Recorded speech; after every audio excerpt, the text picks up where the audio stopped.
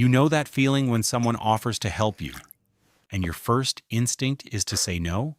Not because you don't need it, but because something in you, deep down, doesn't quite believe they'll follow through. If that hit home, you're not damaged, you're not cold, and you're definitely not broken. You might just be Gen X. Born between 1965 and 1980, you grew up in the decade psychology forgot. Sandwiched between the boomers who got the spotlight and the millennials who got the think pieces. But here's what nobody tells you about this generation. The same childhood that made you independent also rewired your nervous system in ways that science is only starting to understand. And the traits everyone calls your flaws? They were survival strategies, brilliant ones. Here's the truth about why you are the way you are. Picture this. You're 10 years old. It's 3:30 in the afternoon. You come home from school, and the house is quiet. Not peaceful quiet, empty quiet. You know how to make your own snack. You know how to do your homework alone. You know the rules because you made them up yourself. No one told you to be self-sufficient. You just became it. Here's the thing. Most people assume Gen X is cynical because they're pessimistic. But that's not what's actually happening. Your brain didn't learn distrust from nowhere. It learned it from thousands of small moments. Moments where the adults weren't there. And your nervous system adapted. It stopped waiting to be saved. Every single time. That adaptation, that self-wiring, had a cost and a gift.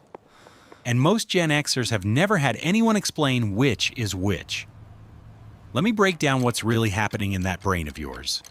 When a child repeatedly experiences emotional unavailability, not abuse, just absence, the brain changes structurally.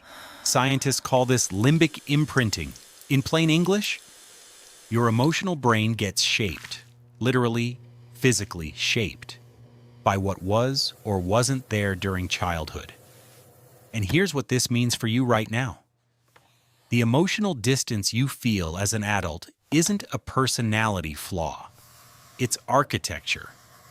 It was built when you were 8 years old. Dr. Alan Shore from the University of California, Los Angeles, spent decades documenting how early relational experiences alter the right hemisphere, the part of your brain that processes emotion and social connection. His research shows that children who experience chronic emotional unavailability develop a high-threshold stress response. Their nervous system learns to function and even thrive under conditions that would overwhelm someone else. Here's what makes it even more fascinating. This wasn't weakness. Evolutionarily, this was genius. Your brain ran the calculation. Adults are unpredictable. External support is unreliable.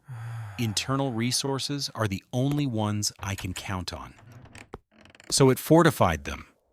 It built you into someone who could carry a heavy load without asking for help, because asking had never reliably worked. You're not emotionally unavailable. You're exactly what your environment needed you to become. But here's what rarely gets acknowledged. Self-sufficiency has a shadow side, and most Gen Xers live in it, without knowing it has a name. Think about a specific moment. You're 9, maybe 10. You walk through the front door, you hear your own footsteps on the floor, you drop your backpack, and you wait for the sound of someone else in the house, keys in the lock, footsteps in the kitchen, a voice calling your name. It doesn't come, so you turn on the TV, not because you want to watch it, but because silence feels like a verdict. Something shifts in that moment. Your brain learned that connection. Real, present, reliable connection isn't something you count on. Think about that.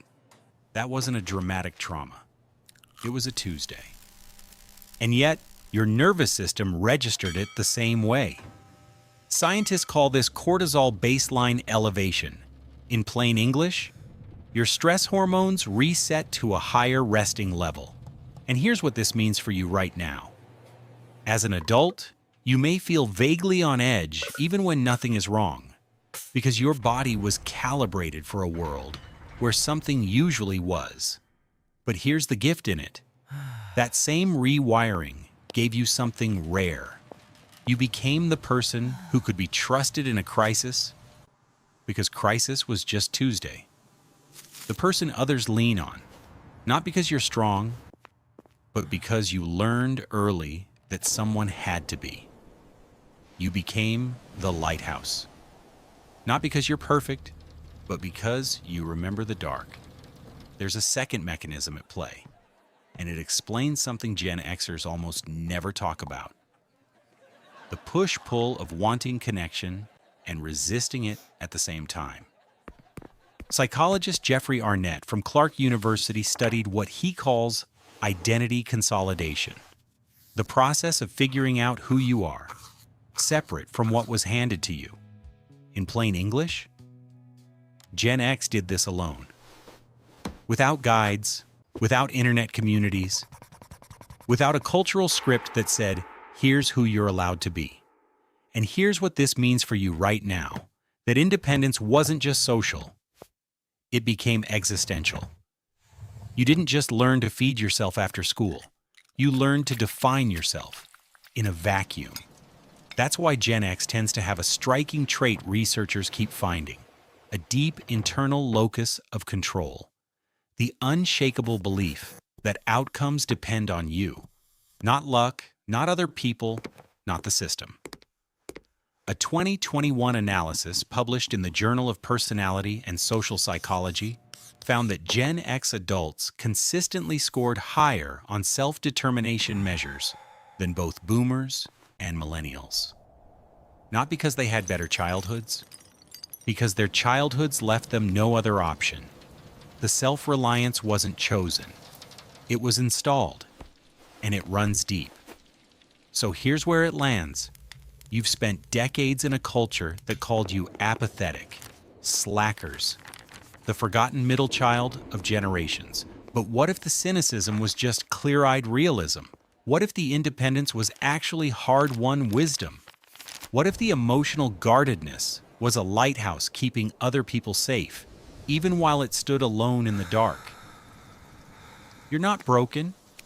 You're a generation that was handed too much too soon and figured it out anyway, without a manual, without a mentor, without anyone making a documentary about your resilience. The research is catching up to what you already lived.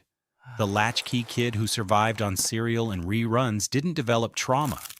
They developed a nervous system calibrated for reality, a self that didn't need external validation to function, always. And that, in a world that keeps collapsing into noise, turns out to be one of the most valuable things a human being can be. If this reached something in you, something you felt but never had words for, that's not a coincidence. That's recognition. Share this with another Gen Xer who spent their childhood being told they were fine when no one actually checked, because they deserve to understand why they are the way they are, not as a wound, but as a map. And if you want to understand the deeper psychology of how your early years shaped the way you connect, trust, and survive today, there's more waiting for you here. The lighthouse doesn't stop shining. It just finally gets to know why it was built.